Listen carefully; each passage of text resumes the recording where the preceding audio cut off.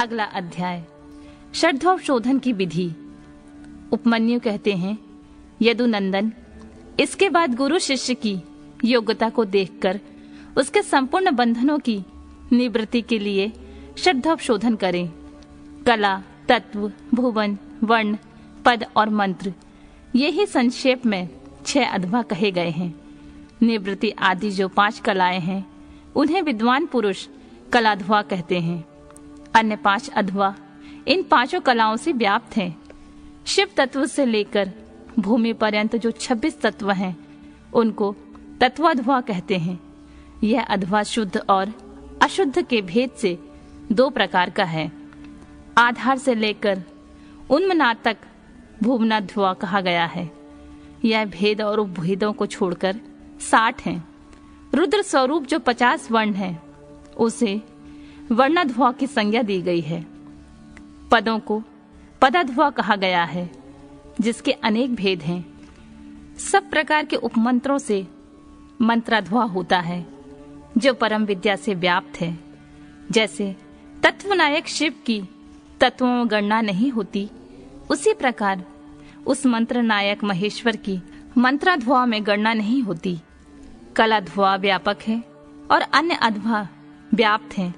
जो इस बात को ठीक ठाक नहीं जानता वह अध्वशोधन का अधिकारी नहीं है। जिसने 6 प्रकार के अध्वा का रूप नहीं जाना वह उनके व्यापक व्याय भाव को नहीं समझ सकता। इसलिए अध्वाओं के स्वरूप तथा उनके व्याप्त व्यापक भाव को ठीक ठाक जानकर ही अध्वशोधन करना चाहिए। पूर्ववत कुंड और मंडल निर्माण का कार्य वहां करके पूर्व दिशा में 2 हाथ लंबा चौड़ा कलश मंडल बनाए। तत्पश्चात शिवाचार्य शिष्य सहित स्नान और नित्य कर्म करके मंडल में प्रविष्ट हो पहले की भांति ही शिव जी की पूजा करें। फिर वहां लगभग 4 सेर चावल से तैयार की गई खीर में से आधा प्रभु को नैवेद्य लगा दें और शेष खीर को होम के लिए रख दें। पूर्व दिशा की ओर बने हुए मंडल में गुरु 5 कलशों की स्थापना करे। चारों को चारों दिशाओं में रखे और एक को मध्य भाग में। उन कलशों पर मूल मंत्र के नमः शिवाय इन 5 अक्षरों को बिंदु और नाद से युक्त करके उनके द्वारा कल्प विधि के ज्ञाता गुरु ईशान आदि ब्रह्मों की स्थापना करे। मध्यवर्ती कलश पर ओम नमः ईशाय नाम नमः ईशानम स्थापयामि कहकर ईशान की स्थापना करे।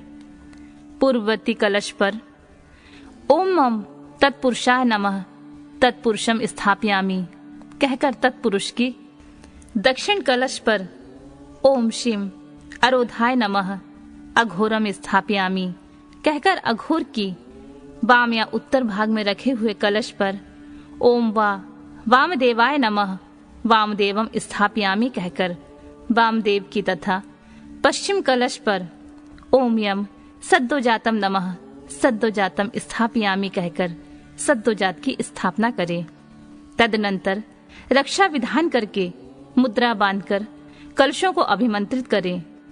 इसके बाद पूर्ववत शिवाग्नि में होम आरंभ करें।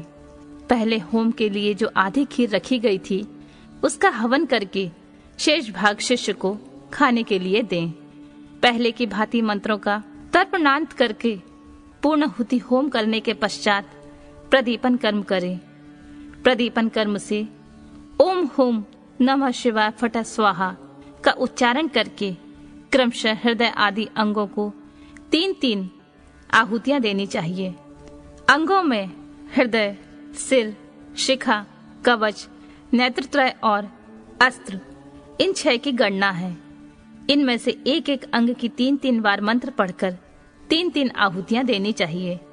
इन सब के स्वरूप का तेजस्वी रूप में चिंतन करना चाहिए।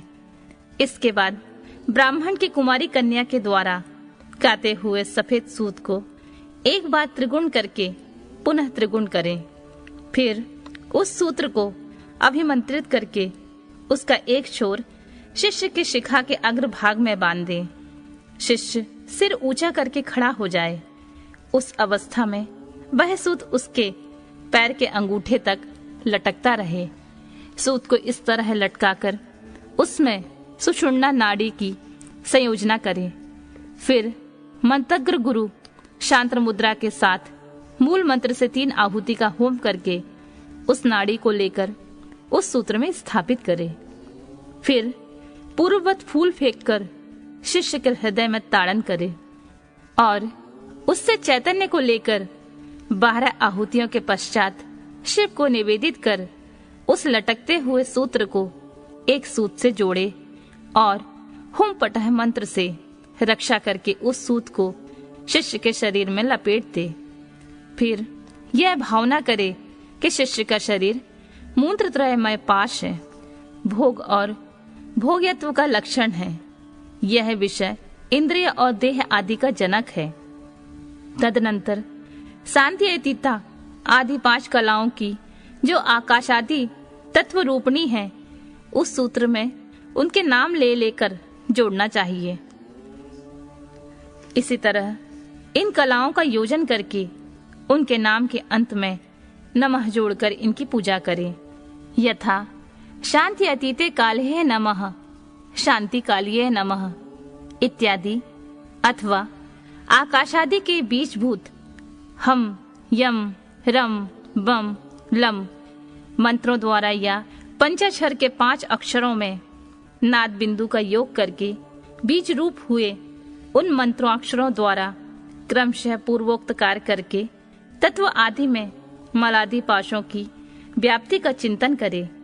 इसी तरह मलादि पाशों में भी कलाओं की व्याप्ति देखें।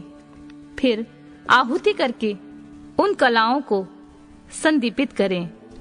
तदनंतर शिष्य के मस्तक पर पुष्प से ताड़न करके उसके शरीर में लिपटे हुए सूत्र को मूल मंत्र के उच्चारण पूर्वक शांति अतीत पद में अंकित करें। इस प्रकार क्रमशः शांति अतीत से आरंभ करके निवृत्ति कला पर्यंत पूर्वोक्त कार्य करके 3 आहुतियां देकर मंडल में पुनः शिव का पूजन करें। इसके बाद देवता के दक्षिण भाग में शिष्य को कुश युक्त आसन पर मंडल के उत्तराभिमुख बिठाकर गुरु होम वशिष्ठ चरु उसे दें।